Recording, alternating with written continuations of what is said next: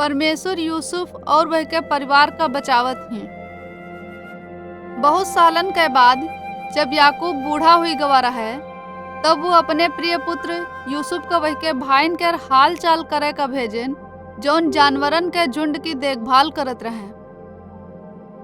यूसुफ के भाई वहीते ईर्ष्या करत रहे, काहे कि उनके पिता वहीते अधिक प्रेम करत रहे, और यह बात रहे कि यूसुफ सपना देखा रहन कि वह उनका शासक हुई जाए। यहीते जब यूसुफ अपने भाईन के पास आवा, तो वे यूसुफ का बंधक बना लिन्हन और वह का दासन का व्यापार करे वालन के हाथ बेच दिन्हन। घर वापस लौटे ते पहले यूसुफ के भाईन यूसुफ के कपड़ा फाड़ कर बकरी के लहू में भिगोइन, फिर वे कपड़ा अपने पिता का दिखाएन, ताकि वह यूं सोचे कि कोनो जंगली जानवर यूसुफ का मार डारेस या याकूब बहुत उदास रहे। दासन का व्यापार करे वाले वे लोग यूसुफ का मिस्र देश ले गए। नील नदी के किनारे पर बसा भवा मिस्र एक विशाल और शक्तिशाली देश रहे। उन दासन का व्यापार करे वाले यूसुफ का एक धनी सरकारी अधिकारी का दास के रूप में बेच दिन्हन। यूसुफ अपने स्वामी के अच्छी तरह से सेवा करें और परमेश्वर यूसुफ का आशीष दिन्हन। वही के स्वामी के पत्नी यूसुफ के साथ सोवे के कोशिश करे, परंतु यूसुफ ये तरह ते परमेश्वर के विरोध में पाप करे ते मना कर दिन्हन। वही के स्वामी के पत्नी बहुत आग बबूला हुई गए और यूसुफ का झूठा आरोप लगाए। यही ते वही का गिरफ्तार करके जेल खाने भेज दिन गवा। यहाँ तक कि जेल खाने में भी यूसुफ परमेश्वर के प्रति सच्चा रहे और परमेश्वर वही का आशीष दिन्हन। 2 सालन के बाद यूसुफ अबे तक जेल खाने में रहे। भले ही यूसुफ कोनो पाप नहीं किन रहन। एक रात फिरौन जैस की मिस्री लोगन अपने राजन का पुकारत रहें। फिरौन 2 सपना देखें, जौन उनका बहुत ज्यादा विचलित कर देते रहे। वही का कोनो सलाहकार वही सपनन के अर्थ नहीं बता पाएस। परमेश्वर यूसुफ का सपनन का अर्थ बतावे के क्षमता प्रदान करें। यही ते फिरौन यूसुफ का जेल खाने ते अपने पास बुलाएन।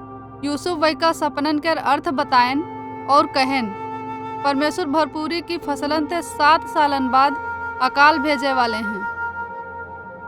फिरौन यूसुफ ते इतना प्रभावित भवा कि यूसुफ का मिस्र का दूसरे सबसे शक्तिशाली पुरुष नियुक्त कर दिन्हन। यूसुफ लोगन ते अच्छी फसलन वाले 7 सालन के दौरान बड़ी मात्रा में भोजन का जमा करे के खातिर कहन। जब 7 साल के अकाल आवा, तब यूसुफ लोगन का वो भोजन बेचन, ताकि उनके पास खाए के खातिर पर्याप्त भोजन रहे। वह अकाल केवल मिस्र में ही नहीं, परंतु कनान में भी भयंकर रहे, जहाँ याकूब और उनका परिवार रहत रहे। यही ते याकूब अपने सबसे बड़े पुत्रन का भोजन खरीदे मिस्र में भेजन। जब वे भोजन खरीदे के खातिर यूसुफ के सामने खड़े भय, तो उन भाईन यूसुफ का नहीं पहचानेन, परंतु यूसुफ उनका पहचान लिन्हेस। यह मालूम करे के खातिर कि का वे बदल गए हैं। उनकी जांच करे के बाद यूसुफ उनते कहन, हम तुम्हार भाई यूसुफ हन, डराओ ना।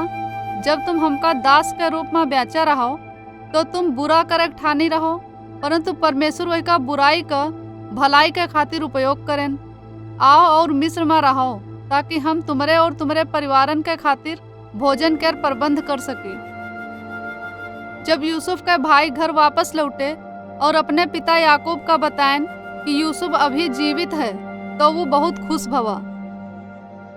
हालांकि याकूब एक बूढ़ा व्यक्ति रहे, तो भी वह अपने पूरे परिवार के साथ मिस्र में चला गया और वे वहाँ बस गए। याकूब के मरे से पहले वो अपने प्रत्येक पुत्र का आशीषित करें।